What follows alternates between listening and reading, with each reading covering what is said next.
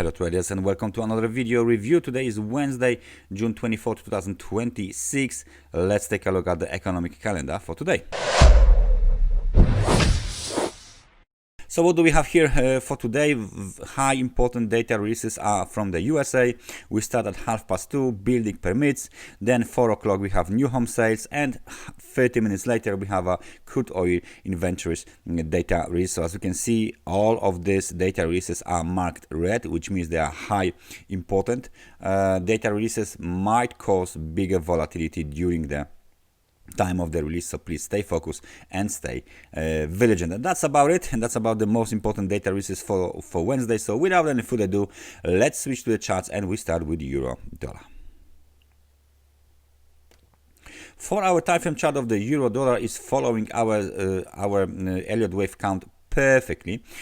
Just recently we've made another local low at the level of 1.1362. So the wave Y, wave X, and wave W, X, and wave Y to the downside is still in progress, despite the fact that the market conditions are extremely oversold. Let's switch to the daily time frame chart. You can see that all of this movement to the upside has been violated after the breakout below 1.1412.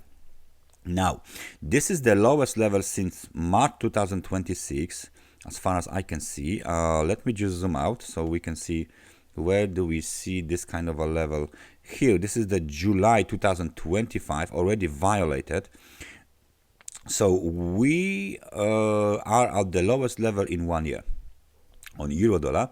Let me just find out some kind of a meaningful low. I think that maybe this one here might be meaningful, and this is 1.1066. So that might be the next level, target level for the best. However, the daily time frame chart RSI indicator is already extremely oversold. Last time on this level we were here on March 2026. So this is quarterly low for the RSI, and we might see some sort of the upside movement sooner or later. Nevertheless, 1, 2 red candles, one small green one, 1, 2, almost 3 red candles means that the bearish pressure is still very strong. So for now we are looking for the end of the wave Y. Due to the extremely oversold conditions, we might see some sort of the bounce sooner or later. This level here, 1.1445, will now act as a technical resistance, and obviously the low from the June 19 will act as a technical resistance as well. So we will change just the color to the red yet again. So euro dollar bearish pressure going low.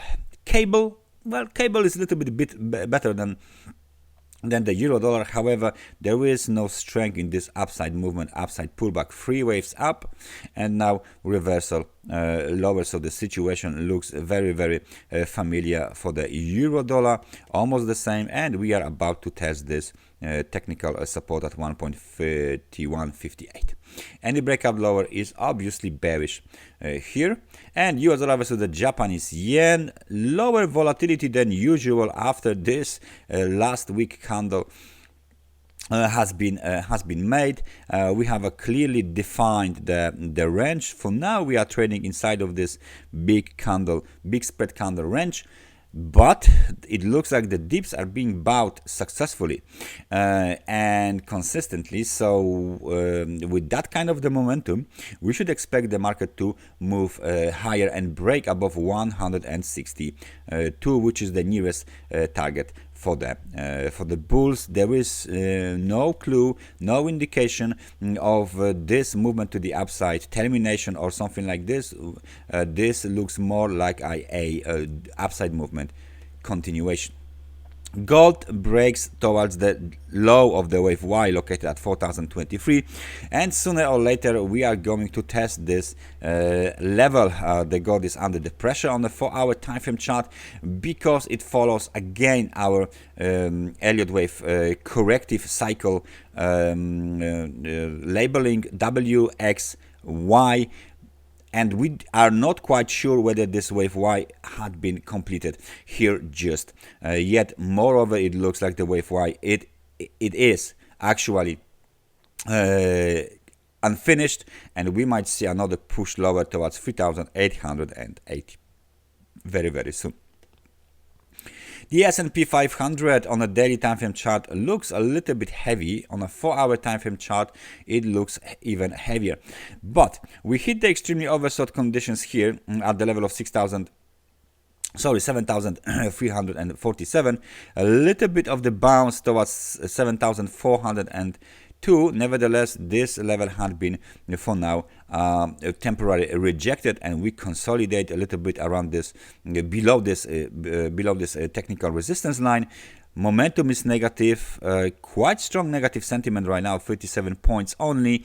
So we might see further movement and to the downside. If we break below the low from the June 11th, we will enter the territory with the new territory of a sub 7,225 level with a new monthly low. So that might be kind of a significant. On the other hand, we need to break back above 7,500 area and above this high in order to continue the up trend. Crude oil continues to move lower and lower significantly. Consecutively, day by day, step by step, we are making lower lows. Recent lower low is 72.07, despite the fact that the RSI is almost hitting the extremely oversold conditions. So the overall situation for the crude oil is still bearish on a 4-hour time frame chart. If we switch to daily, you can clearly see that, okay, this trend line is no longer useful. You can still see our blue rectangle. This is the target rectangle for the bears. It starts around 67 and 52, possibly because there is a gap here that needs to be of course filled. The other situation here is with the RSI on daily time frame chart. RSI is about to hit the extremely oversold conditions, apparently we might see some kind of a bounce to the upside. Nevertheless, it looks like the crude oil is coming off the elevated levels. And now the Bitcoin actually doesn't do much, as you can see on the daily time frame chart. We are now trying to continue the bounce from the extremely oversold conditions. Nevertheless, there is no even a test of the level of 50 on the RSI. There is not even a attempt to break above this level, because the current situation is showing us that we would have to break above 69,300 to move higher, and definitely break above $75,000. For now, there is no indication that this downside movement has been completed or terminated. We are just stuck inside of this tight range here. As you can see, we